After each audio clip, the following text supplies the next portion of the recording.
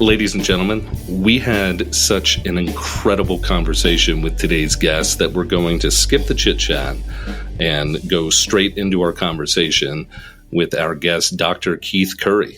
He may be a familiar face and name to anyone who attended NCMPR's opening keynote address at our March conference in Seattle. He's the president and CEO of Compton College in California and one-third of the Equity Avengers, whose mission is to, quote, lead the charge for a more equitable higher education landscape, increasing access for those historically marginalized by academia. In his March keynote, Dr. Curry mentioned that DEI is everyone's job on campus, and we wanted to dive a little more into that idea with him. Dr. Curry, thank you so much for joining us. I was in Seattle and saw your keynote, and it's probably the highlight, I think, for most of the people that were there in Seattle, just to see your grit, your determination, your resilience. Can you talk a little bit about the role that resilience has played in your life and your role as president of Compton College? I'd like to say thank you for the opportunity to be here today. I'm always appreciative of sharing my thoughts with colleagues in the education sphere. I would say my resilience, I was a kid from Compton who didn't expect to be where I'm at today, right? Right. And I've had challenges throughout my personal life and also my professional career that prepared me to be a college president. So when I look at resilience, I look at not taking individuals' comments or individual setback as a roadblock to my own success. Yeah. So I know that people will say negative things about me in my personal life and professional career, but I just don't take it as a setback. I just try to stay focused on what's important, and that's student success. And that started out as my childhood, right? I look at when I was in ninth grade, I think it was 1.6 GPA in the ninth grade. And I didn't know about going to college, right? I didn't know that the opportunity to go to college was there until it was presented in front of me while I was able to go to Cal State University Northridge on a college visit in the ninth grade. And that opened my eyes to college and that college was possible. But I was told, in high school that, because of your GPA, you might not be able to make it to college. And I had to figure out the rules and the processes, which prepared me to apply to the University of California by my senior year. And I was accepted to UC Santa Cruz. And so I don't take what people say, to say that, you can't do this, you can't do that. I always know there's a will, there's a way. And I always dream big. And I think it's important for us to dream big. So my resilience starts from my childhood. I think as educators, we go through so much, right? And I think some of the things that we go through can get someone down. But for me, I look at it as a learning opportunity. And every day I continue to learn so I can be better as a leader. And so understanding that with resilience is not only about my childhood, it's not only about, facing different obstacles and overcoming those obstacles, but it's also about, daring to dream and dreaming big. And then if, one of those dreams make it, you never know where your professional career can go. And so I always tell people to dream big, dream. Yeah. And when I think of resilience, in higher education right now and in the pattern of the country is this kind of anti-DEI narrative that's striking, higher ed in particular. And, we all know that part of serving students is that equity piece and making sure that we're doing that and following through with that so that we're serving students. And during your keynote, you said that on campus that DEI is everyone's job. And I'd like to see if you can explore a little more about what that means to you. So for me, when I think about diversity, equity, inclusion, and accessibility, it's everyone's responsibility. A lot of times you hire one person and say, okay, this is your job. Figure out how we're going to do this on our campus. And then other people are saying, okay, that's not my job. That's that person's job. You can't effectively make change within institutions or transform institutions unless everyone's a part of it. You can't say, oh, go see this one person who's a DEI expert and that person, DEI expert, and that person will make sure things get done. What if that person leaves? The organization cannot fully invest in DEIA or in equity unless it's a part of everyone's responsibility and everyone takes ownership of it. You know, what frustrates me in the DEIA and also equity conversation is that individuals believe it's one person's job, and it's not. Organizations that believe it's one person's job are not going to succeed in this work because that one person, something happened to them. That one person can leave the organization for better opportunities. How do you make sure that you instill the DEIA and also equity principles within everyone's work, where everyone's striving toward the same goals regards to DEIA and also equity, and we're all working together having conversations? We can't no longer expect one person or two people to do this work. Let me give you an example of this a little bit. When I think about Black learners and Black student success, what frustrates me in a lot of different organizations is people look at, oh, this is one person within an organization work with Black students, or one department work with Black students. And then the first thing people say when they see a Black student, hey, go see this person in this department. This person can help you. Basically, they basically push the work off themselves, push them to that one person who might be overwhelmed with everything else, but you expect that person to be able to work with 30 to 80 to 100 Black students, but you still have another 1,500 Black students who are not being served because we're all pushing those Black students to one location.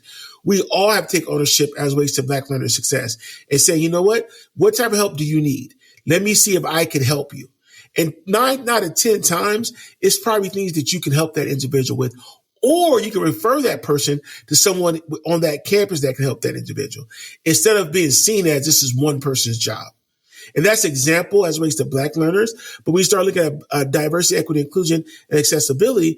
Look at professional development. We're looking at the professional development office providing all professional development regards to DEIA. But there's also some tools that other individuals have learned as relates to DEIA that they learn from conferences, learn from reading, that they can share with other people on campus, because that's how we all learn in this work. No one knows.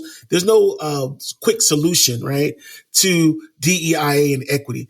And what I mean by that, everyone thinks, oh, you can just find it in a book. No, this work is hard and it's a struggle. But on our individual campuses, we should be able to talk to people about this work and build a synergy that includes faculty, classified professionals, administrators, and students talking about this work. That means the work would outlive us. Dr. Curry, I was also in Seattle, and so I'm excited to meet you today because, like Matt said, that keynote that you delivered was just outstanding. I found it very inspiring, and especially when you were talking about our dream for our institutions. To me, that is important to me as I'm thinking about how can I contribute to supporting diversity, equity, and inclusion in my own institution.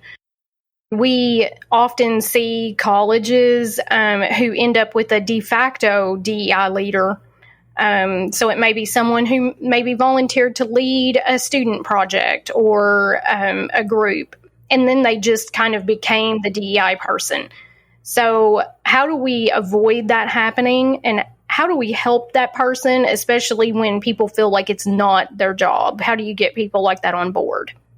You know, I think the one thing is other duties assigned is always included in job descriptions, and being respectful of that. And I'm not saying it to say, okay, we just add more work to people, but understanding that there's are going to be times where other duties are assigned to individuals, but within the scope of their work, right? Within the 40 hours. And so understanding that other duties assigned is including job descriptions and having conversations with individuals about this work and also about their role, but then also making sure individuals are equipped with that professional development to do this work. It's not just about saying, oh, this is part of your role, your responsibility. Here, figure it out. It's about making sure that people are involved and supported with professional development opportunities in this space. But then also, too, we're saying professional development is not just conferences, but it's also spaces to talk about it. Right. So making sure that on your agenda within your departments, you're having conversations about DEIA. And I would send the conversation around the data. right? Data should be the center of all of our conversations, and centering our conversation within our department level around the data and also around the work is important. And then providing that professional development for individuals who are doing this work, and then also providing a space so people just talk. Right? We do a lot of talking to people instead of saying, okay, this is the problem. How can we solve this? And in that solution could be this work that we're trying to do, but giving people spaces to talk, right? Yeah, I like that. And being very intentional with that. I don't think we do enough of providing spaces for people to talk. We provide spaces for implementation, but we don't provide spaces for people to talk. And then those talks can lead to that dreaming that I talked about earlier. And sometimes those talks are messy, but that mess is part of the process of getting things together.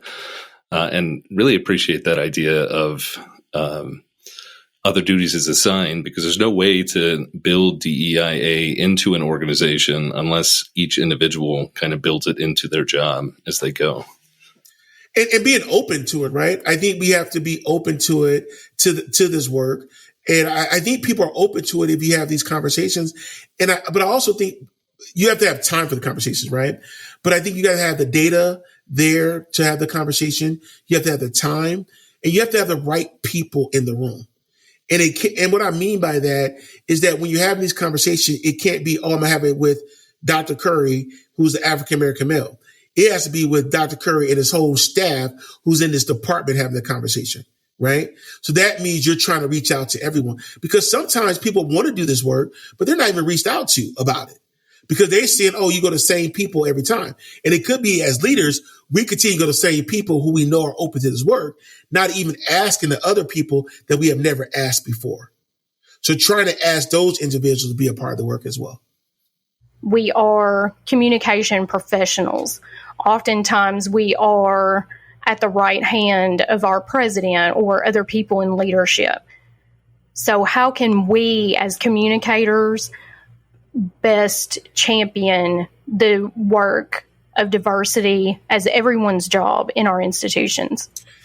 You are the storytellers, right? You are telling the stories about the institutions. You are, and about your organization, right? You are telling the story. You could tell the story about the African-American student on your campus and how well they're doing. You could tell the story about the Latinx or Hispanic Latinx student on your campus. You can tell the story about the LGBTQ plus student on your campus or employees on your campus and the situation that they're dealing with. You're telling a story, and your stories are going to help elevate our organizations, not only in our community, but also in our campuses, because sometimes people don't know the good things that we're doing. Think about all the good things that are happening on our campuses that people do not know about, right? And we're always trying to elevate those stories, but just do a little twist with the story to really hone in on the diversity, equity, inclusion type stories that really support our students and student success. And I think it's important that you as storytellers are able to help advise the president to say, you know what, maybe we should look at doing this type of story. You know what, this might be a good story about our institution. I was talking to a student last week, I think it was. It's one of my LGBTQ plus students, and they have a child, and they're a couple on our campus. But I'm always fascinated listening to them about like what they're doing in higher education. And we're talking about their children and their children trying to roll in 2 schools within Common Unified School District. And they asked me for help to be able to connect them to the appropriate people. And I did that. But just knowing that they came to me to be able to talk to me about their issue and their concern, but then also to the student, we've been elevating that student story because the student LGBTQ plus, the student is a formerly incarcerated, and we've been elevating the student story about student success. Now more people know about the student, and it's more so the connection is there. So if individuals on our campuses know more about our students, so when they see that student, they feel more of that connection. But you're the storytellers. You're the one elevating these stories and helping us tell the stories about our students to our campus community, to our community constituents, to elected officials, to individuals nationwide about the success of our organization. And to me, I charge you to do more of that and double down those efforts. And if as I think about dreaming in this space, the dream is about telling these stories. The dream is about telling these stories. Make sure our students' faces are on banners on our campuses. Make sure our students' stories are included in newsletters on our campuses. Make sure the students' voices are included in our newsletters to our campus community. People want to put a face and a name to the work that we're doing. And that is the work of the communications leaders on our campuses, helping to elevate these stories.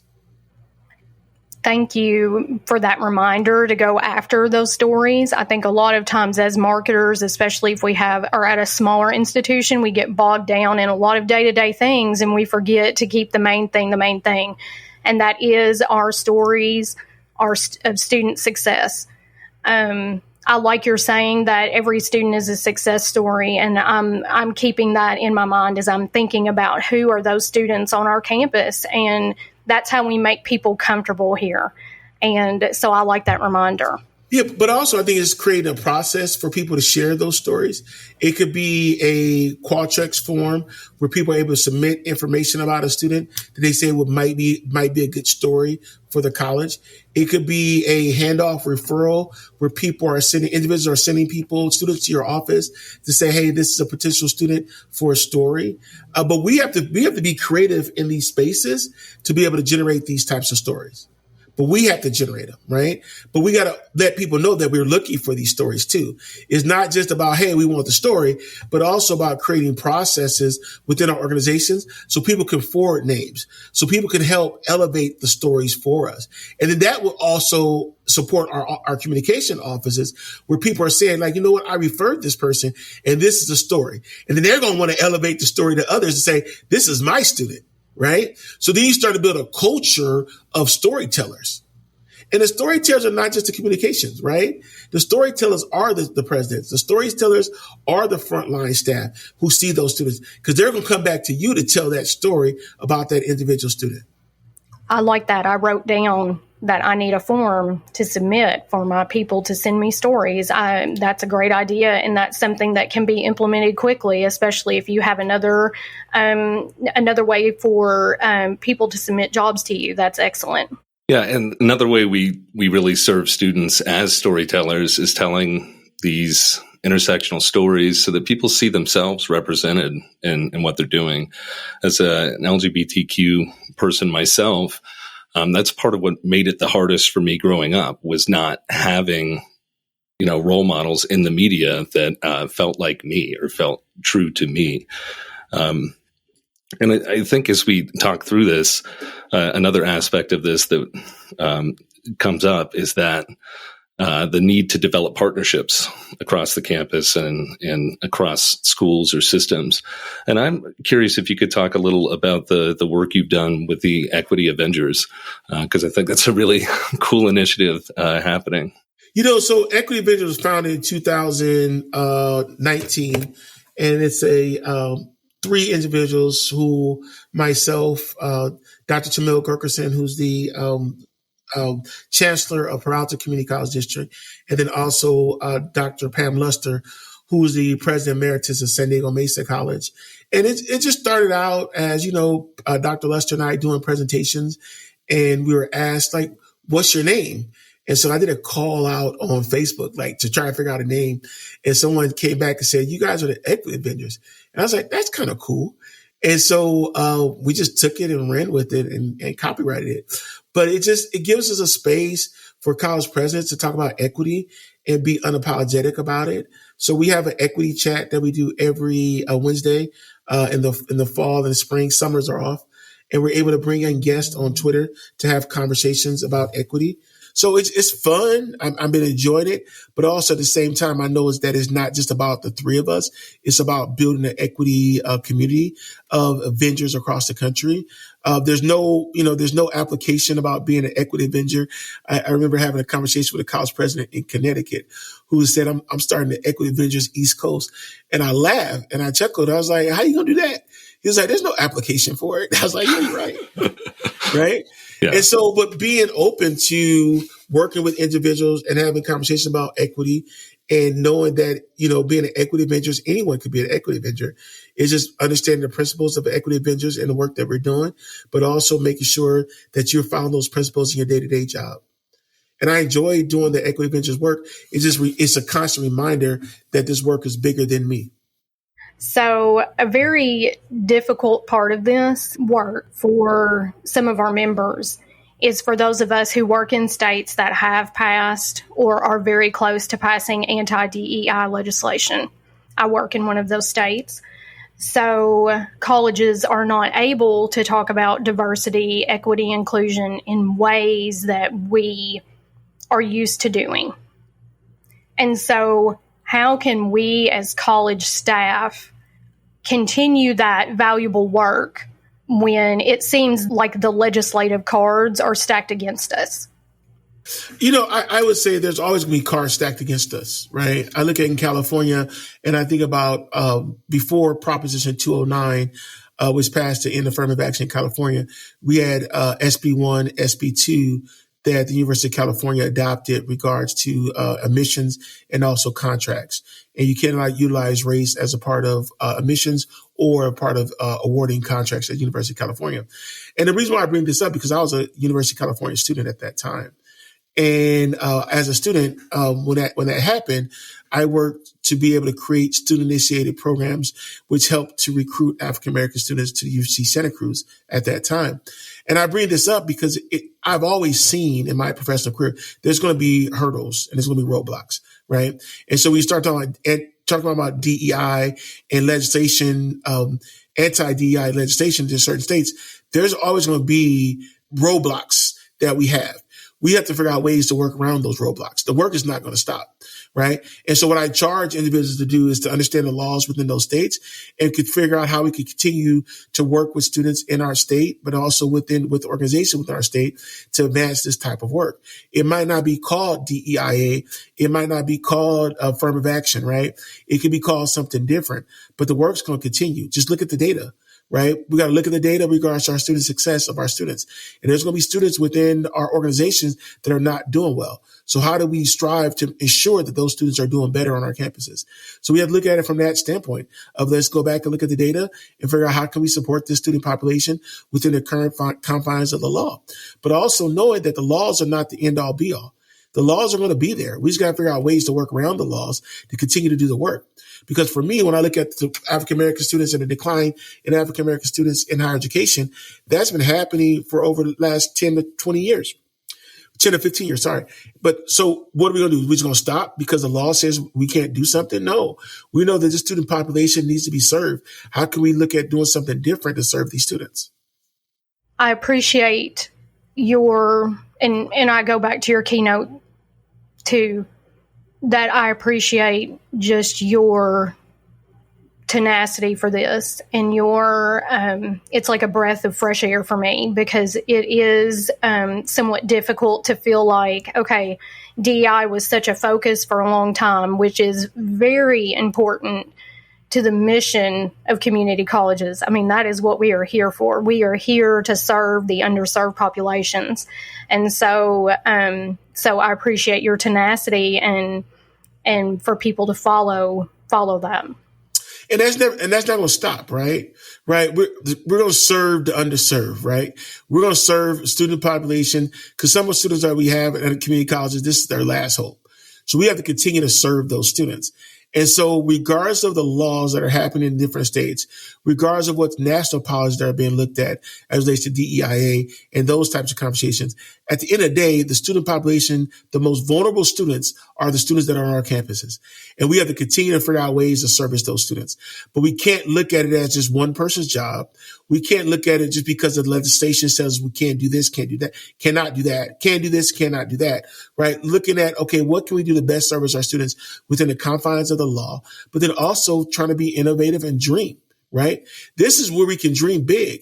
When I was 19 years old, as I mentioned at UC Santa Cruz, and I started destination higher education for African-American students, I didn't know what I was doing. I was dreaming, right? I was in a meeting with African-American colleagues or friends at that point, right? I didn't think about it as colleagues. I was in a Black Men's Alliance meeting and we were hearing people talk about we don't have enough Black people on campus. And you go to meetings and having these conversations over and over again, I'm like, okay, what can we do about it? Right? So then I put my pen to paper and wrote a proposal to support Black students. And that was the first program that I've written, right? So you can't tell me that it's not possible. Because during that time, when everyone's upset about SB1, SB2, and then Proposition 209 in California, we were focused on that. We were focused on not having affirmative action, and we were able to create a program that's been a model at other University of California campuses. This is where we could dream, right? And this is where I think we get our best work, is when we see obstacles and we start to think differently. And we're not thinking about what was done in the past. We're starting to think about what does the future could look like. That's wonderful. And I think as communicators, that's what we do, right? We're trying to think outside the box all the time. That's what we do, is we dream. And so thank you for that. It gives me a different perspective on this challenge in my state. So that's great. So I'm going to challenge myself to dream. Yeah, and dream big. I was exploring the Compton College data book, and I see that your success rates are through the roof. And it's really admirable. And I'm just curious, what are some of the programs that you think are making that happen, and how are your marketing and communications professionals helping support those initiatives on your college? You know what's interesting about our campus? So all of our data is publicly available, and we have our information is set aside on dashboards. And what's interesting about our data now is that you see when you go through the quadtracks, you can see that students who are taking advantage of our food resources are doing well on our campus. And that's fascinating. But we reorganize our campus based off the guided pathways principles, where we have guided pathways divisions, which are our meta majors. So it's a full transformation utilizing the guided pathways framework for our campus. But also too, I'd say we're really focusing on addressing students' basic needs, not only by food resources, providing support for students ways to housing, providing technology for students seamlessly, where students are able to get laptops, Wi-Fi hotspots. They have the technology in their hands. Who would have thought prior to COVID that students would be using laptops the way that they use them now in higher education, right? I never thought we'll be at where we're at now. I didn't see this coming. And with COVID, we're here, right? Yeah. And so when I look at our data, it's about we're addressing students and their basic needs, but it's a campus-wide thing.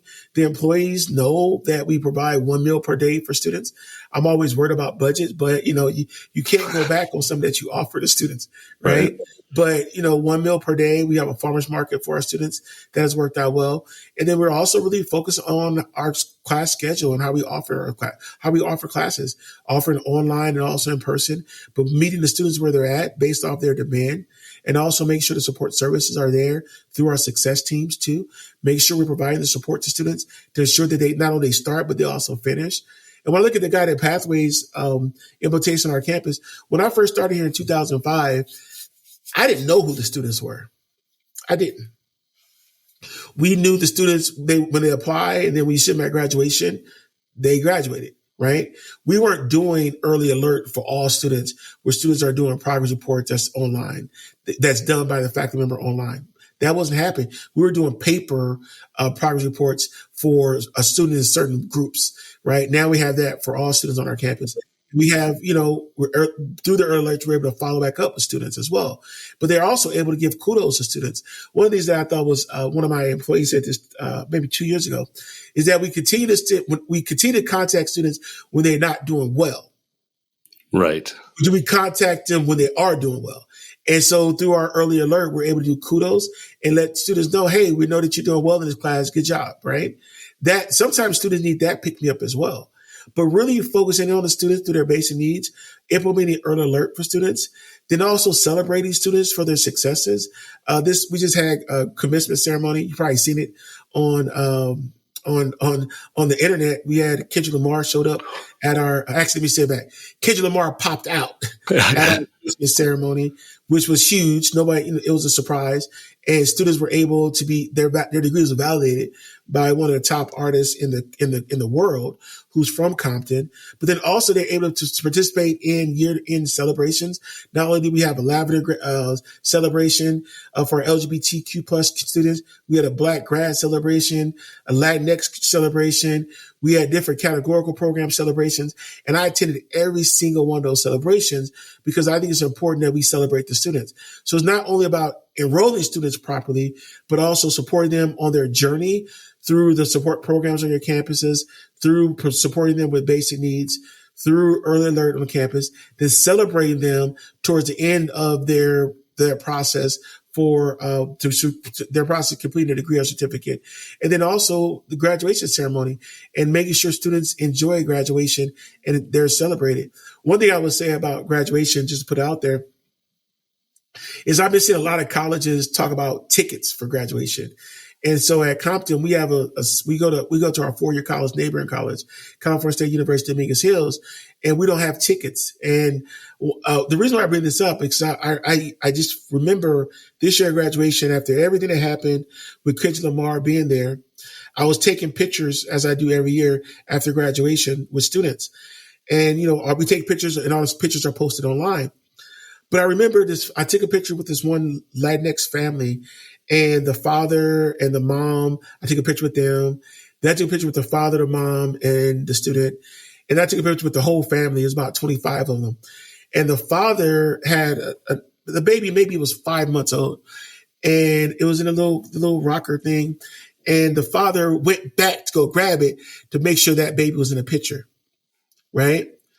And the reason why I bring this up is because when you start talking about student success and start talking about changing communities, not only was that 25 individuals there, but that father made sure that that baby was in the picture. And I guarantee you that picture will be in their household forever.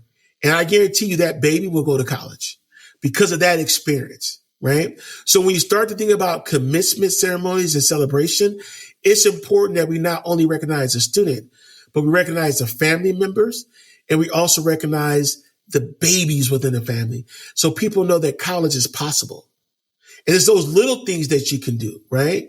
And so when you think about communications and how you communicate that is, one, is you make sure all the pictures are available to students for free, right? We shouldn't be charging for pictures at commencement. Post the pictures online. People can download the pictures, do whatever they want to do with it, right? So that means people can give the pictures out to individuals, which helps to create the college going culture. But then also, too, is to tell those stories about your graduates and where those students are going and where those students are transferring to, or they get a job within the sector that they were working in. But really telling those stories. I give another story about this as well. So at commencement, and I go to all the celebrations I mentioned. We have 2 students that graduated, the mom and the daughter. So the daughter is a part of our early college high school who received their AA degree. The mom received the AA degree as well. The grandmother, the mom's mom, is a student too. Oh, wow. Right? So at every single event, I'm talking to them, right? So I go to early college graduation, I see them. I go to all the celebrations, I see them. So at graduation, one of the pictures I really wanted was a picture of the mom and the daughter. But I couldn't find them before graduation because there's so much going on. So I do my normal walk before commencement. And so I see the grandmother, she's in the audience. And I said, can you please text your daughter and let her know that I want to take a picture with your granddaughter and her, right? Because I think it's important. And she texted them and she made sure they met me and we took the picture. Why did it happen? Because there's a connection, right? And we talk. But then also, too, it's a fascinating story. It's a fascinating story where the mom and the daughter received a degree, and the grandmother is working on our campus this summer in our Welcome Center, helping students register for classes. Now, I met the daughter through our Welcome Center because she was doing that work. I took a student to our Welcome Center to register. The daughter said, Dr. Curry, I got this. Don't worry about it. I handled it. Now the daughter works in our Child Development Center. Her mom works in the Welcome Center. So her mom took her job in the Welcome Center to help register students. But there's a connection. And it's a beautiful story. And it's 3 African-American women who are from this community, and 2 have received a degree, and the grandmother is going to graduate from here as well. That's what this work is all about. And this is how we can be storytellers to tell these stories. I don't know about you, but whenever I tell the story about this family, I get inspired. Or the story about the family where the father took the baby to make sure the baby got a picture. I got inspired. I'm like, why you want to take a picture with me? Right? Like, right. It's a symbol. Like, this person is a president of the community college within our community. he has helped our community and helped students to graduate from this institution. It's an honor for me to want to be in their living room. Yeah. So I have to fangirl out about Kendrick Lamar, by the way. Some of our listeners might not know, but Kendrick Lamar is probably the top hip hop artist in the world right now. He's kind of the leader of the modern hip hop movement. 17 Grammys, a Pulitzer Prize. I saw the Big Steppers tour when it came to Denver. I'm a huge fan. When we're doing this research, and I discover that Kendrick came to Compton College on my birthday. By the way, your commencement was on my birthday. I had a little screamy moment for myself. So I have to know, how did that come about? Did his team reach out? Did you reach out to his team? So I'll give it to you the simple story. It's one of my former students that I worked with when I worked at University of California, Irvine, early academic outreach program, works for Kendrick Lamar. And I just reached out. Nice. And that was it. Yeah. It's so, but what it tells you though is relationship matters. Right. Right. So you always got to stay in touch with individuals, and it has to be an authentic relationship. But then my whole angle, or the whole reason for the focus of this, was the students, right? Like, I was inspired by him because of what he said to our students, right? And talking about how that this degree matters. And so we start talking about the value of education right now, especially community college education, to hear him talk about the value of education and the value of that community college degree. You can't put a dollar sign on that. No, because they were able to see somebody from their community who knows their struggle, who has been able to overcome various obstacles, telling them that you did well and that the world is in front of you. Yeah, and the cultural zeitgeist right now is that college is not important. So to have someone like Kendrick out there in front of people saying, "Hey, this is important," you're right. That you can't put a dollar on that. I think that was a beautiful moment to watch. I watched his speech, and I was sitting at my desk when I watched it, and I thought, I'm at work and I am like crying over what Kendrick Lamar is saying to these students, because it was so inspiring. And then I'm sitting there thinking, like, trying to put myself in the shoes of those students to think how amazing that is to have this person that you can identify with, that empathizes with you and understands your situation, to tell you good job. And then on top of that, it's just Kendrick Lamar. The fangirl part of that, as Matt said, it was amazing. That was amazing. Yeah, and for me, being on stage and worried about the timing, just worried about everything to make sure everything goes well. But to see when I made the announcement, and I think people were shocked at first. So the first minute, they're like, "What's going on, Dr. Curry?" Right? You can see all the looks. Yeah. But then when he comes out, it's like, it's just, everybody was fan, right? Well, and that iconic song, and it was really cool. It was amazing, right? But it goes back to relationships, but it was also, the focus was about the students. And you can't take, that moment away. And I think students was to continue to look at that commencement ceremony, look at our YouTube stuff, and look at our Instagram and remember that. And for me, that night, after it was all said and done, I was exhausted. Just to be able to see Compton in a positive, not only in our community, not only in the state of California, but nationally. And it was positive press about our community, about Kendrick Lamar, and about our students. And it kept going for weeks, right? And we still getting play on that, right? But our students still talk about that. And they're like, "Dr. Curry, what are we going to do next year?" I was like, I can't top that. I can't top it. But I will say this. They give me a reason to dare to dream, because they want to top it so bad, to figure out what we can do better.